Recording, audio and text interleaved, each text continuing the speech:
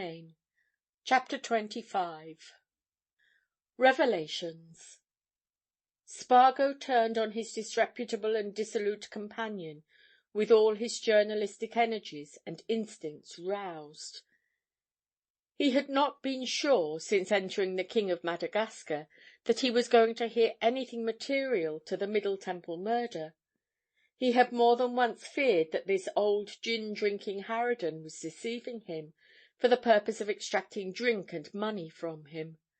But now, at the mere prospect of getting important information from her, he forgot all about Mother Gutch's unfortunate propensities, evil eyes, and sudden face.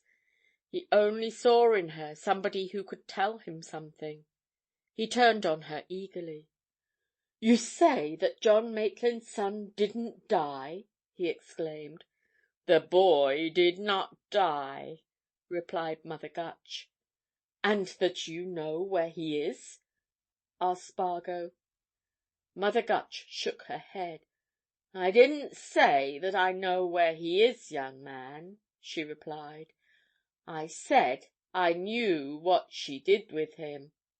"What then?" demanded Spargo. Mother Gutch drew herself up in a vast assumption of dignity, and favoured Spargo with a look. "That's the secret, young man," she said.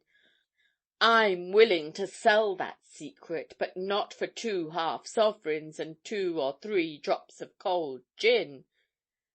If Maitland left all that money you told Jane Bayliss of, when I was listening to you from behind the hedge, my secret's worth something."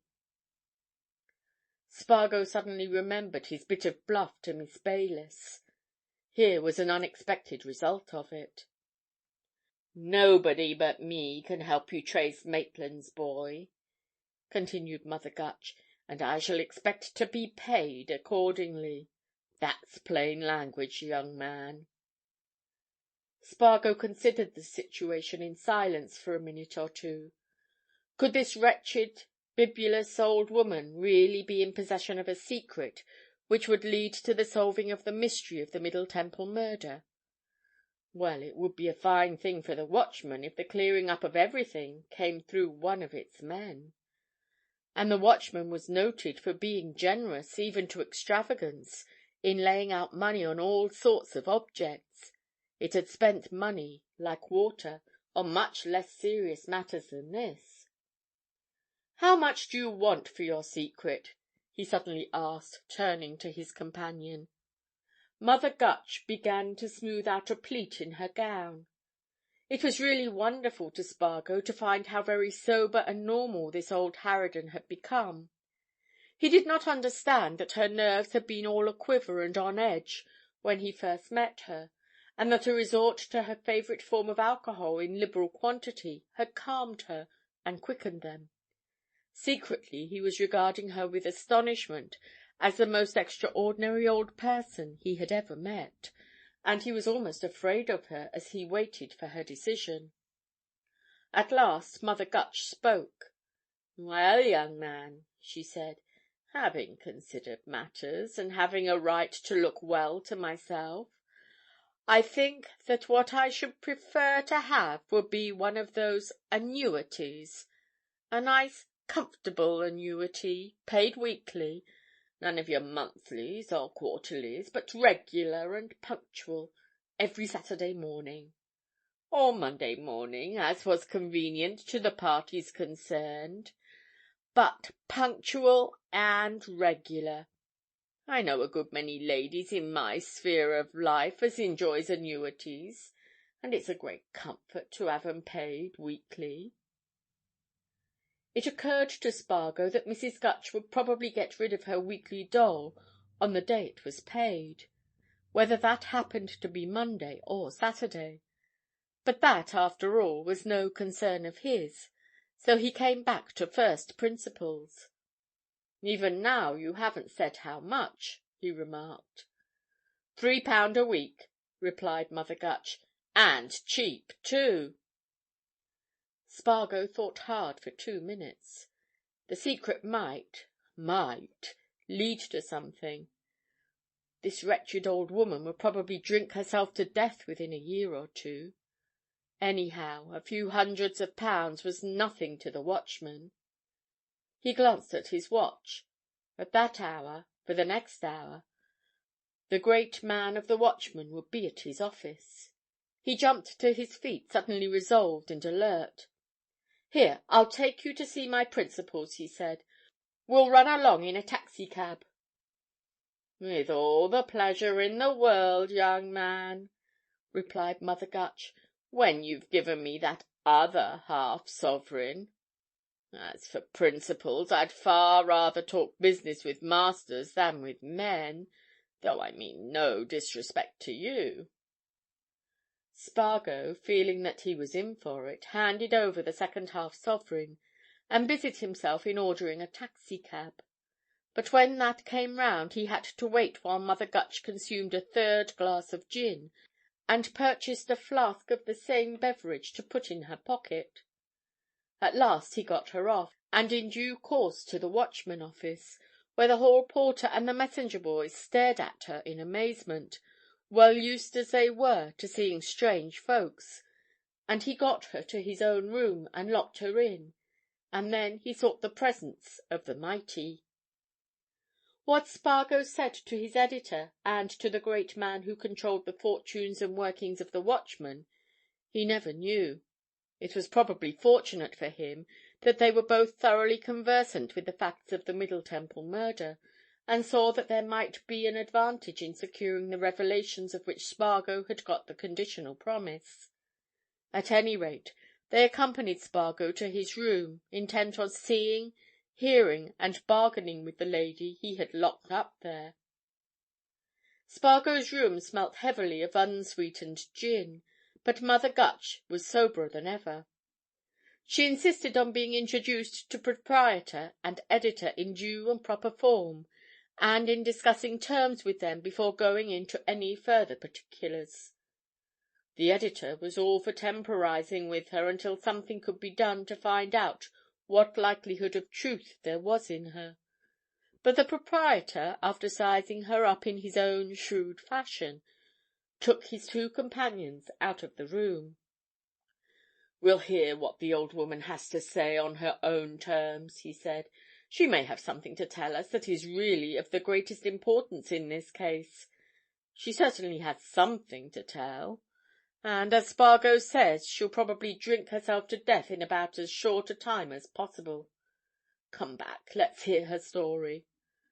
And they turned to the gin-scented atmosphere, and a formal document was drawn out by which the proprietor of the Watchman bound himself to pay Mrs. Gutch the sum of £3 a week for life, Mrs. Gutch insisting on the insertion of the words "every Saturday morning, punctual and regular."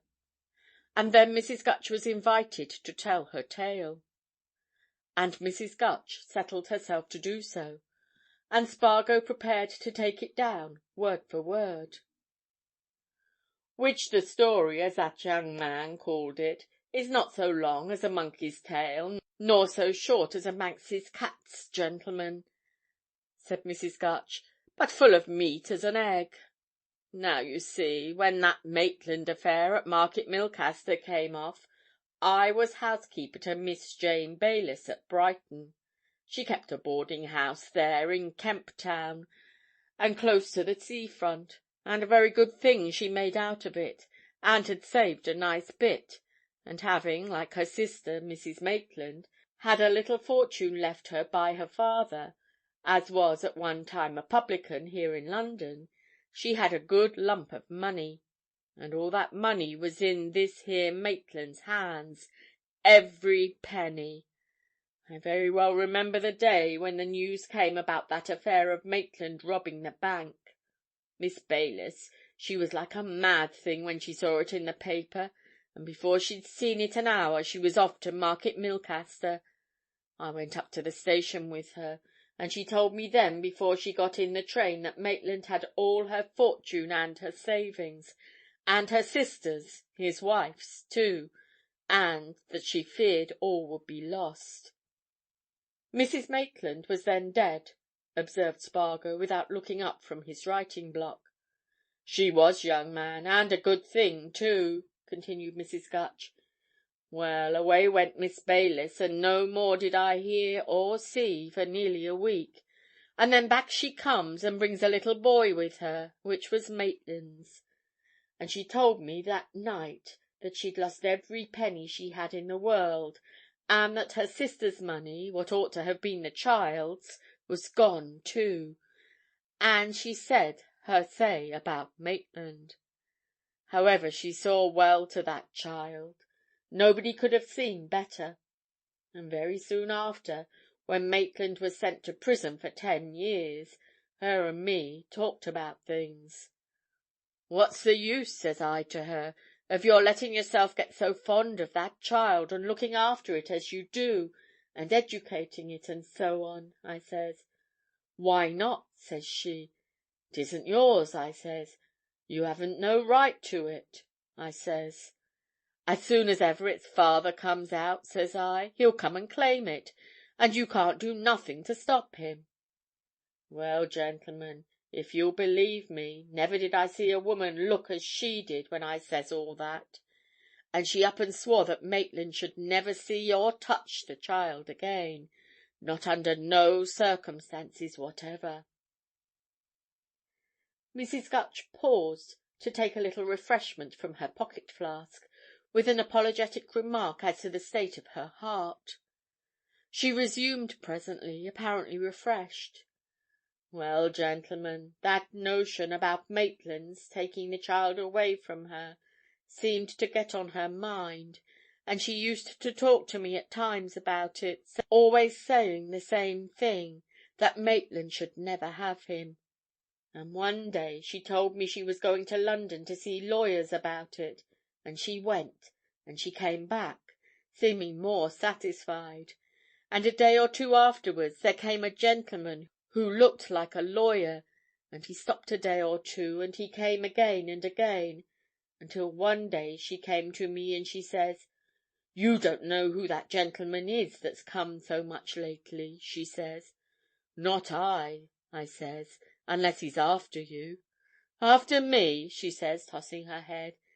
'That's the gentleman that ought to have married my poor sister, if that scoundrel Maitland hadn't tricked her into throwing him over.' 'You don't say so?' I says. 'Then by rights he ought to have been the child's pa.' 'He's going to be a father to the boy,' she says. 'He's going to take him and educate him in the highest fashion, and make a gentleman of him,' she says, 'for his mother's sake.' 'Mercy on us,' says I. 'What'll Maitland say when he comes for him?' 'Maitland'll never come for him,' she says, 'for I'm going to leave here, and the boy'll be gone before then. This is all being done,' she says, 'so that the child'll never know his father's shame. He'll never know who his father was.' And true enough, the boy was taken away, but Maitland came before she'd gone, and she told him the child was dead, and I never seen a man so cut up. However, that wasn't no concern of mine. And so there's so much of the secret, gentlemen, and I would like to know if I ain't giving good value." "Very good," said the proprietor. "Go on." But Spargo intervened. "Did you ever hear the name of the gentleman who took the boy away?" he asked. "Yes, I did," replied Mrs. Gutch. "Of course I did. Which it was Elphick." Chapter 25